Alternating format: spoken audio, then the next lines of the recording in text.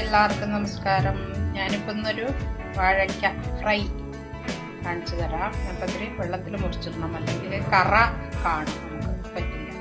Powder ഉണ്ടാക്കാൻ വേണ്ടിയിട്ട് coriander മുഴുവനായിട്ടുള്ളത്, മുളക്, പിന്നെ ഇത് എള്ള്, വെള്ള എള്ള്, ഇത് ജീരകം, മഞ്ഞൾപ്പൊടി, പിന്നെ ഉപ്പ്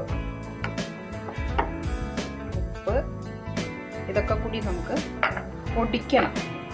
കുറച്ച് പെരിഞ്ജീരകം എല്ലാം കൂടിയിട്ട് പൊടിക്കണം. നമ്മൾ പൊടിച്ചിട്ട് അത് അതിൻ്റെ മേലെ നല്ല ആദ്യം വറക്കണം, എന്നിട്ട് അതിൻ്റെ മേലെ തൂവാൻ വേണ്ടിയിട്ട്. ഓക്കെ, നമ്മൾ വെറും തവ വെച്ചിട്ട് എണ്ണ ഒഴിച്ചിട്ട് അതിൽ വെച്ചെടുക്കുക. ഓക്കെ, ഞാൻ കാണിച്ചു തരാം പൊടിച്ചിട്ട്. ഇപ്പം എല്ലാം ഞാൻ പറഞ്ഞതൊക്കെ കൂടിയിട്ട് ഒന്ന് വറുത്ത് പൊടിച്ചെടുക്കും. ഇത് നന്നായിട്ട് നമുക്ക് നന്നായി വറക്കണം, അല്ലെങ്കിൽ ഒരു പച്ചച്ച അത് വെറുതെ അതിൻ്റെ മേലെ ഒന്ന് വെതറാൻ വേണ്ടിയിട്ടാണ്. വറുത്തെടുക്കുകയും ചെയ്യാം. നമ്മൾ മഞ്ഞപ്പൊടിയും ഉപ്പും ഇട്ടിട്ട് വറുത്തെടുക്കും ആദ്യം, എന്നിട്ട് അതിൻ്റെ മേലെ തൂവിയിട്ടെടുക്കും. ഓക്കെ, നന്നായിരിക്കും ഫ്രൈ. അതിൻ്റെ കൂടെ കുറച്ച് നമ്മൾ കായപ്പൊടി ഇടണം. ഓക്കെ, ഇത് നന്നായിട്ട് വഴണ്ട ശേഷം വേണം കായപ്പൊടി, അല്ലെങ്കിൽ എന്താ പറയുക, കായപ്പൊടി വേഗം കരിയും. കായ നമുക്ക് കട്ടക്കായല്ലല്ലോ, പൗഡർ എൻ്റെ കയ്യിലുള്ളത്, അതുകൊണ്ടാണ്.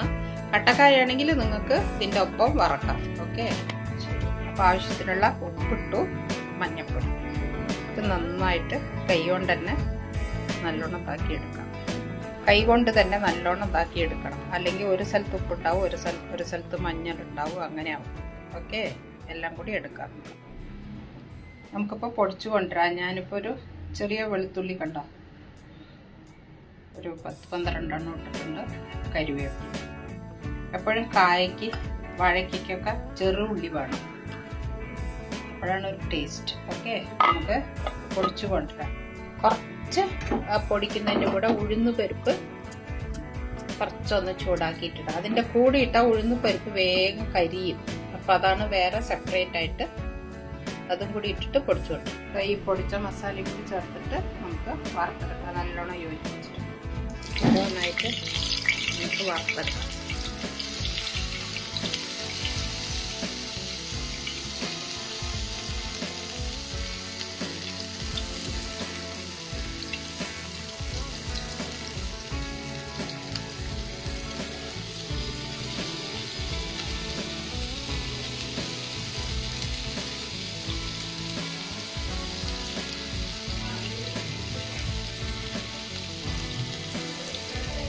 ഓരോന്നായിട്ട് വറുത്തെടുക്കാം. നമുക്ക് ഇതെങ്ങനെ എത്ര ഇടാം, ഓരോരോ പ്രാവശ്യം ഇടാൻ വേണ്ടി കിട്ടും.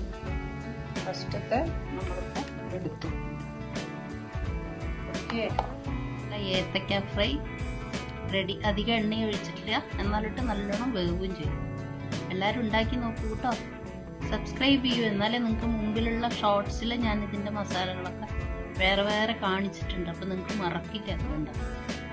Okay, subscribe you, like you, share. Thank you so much.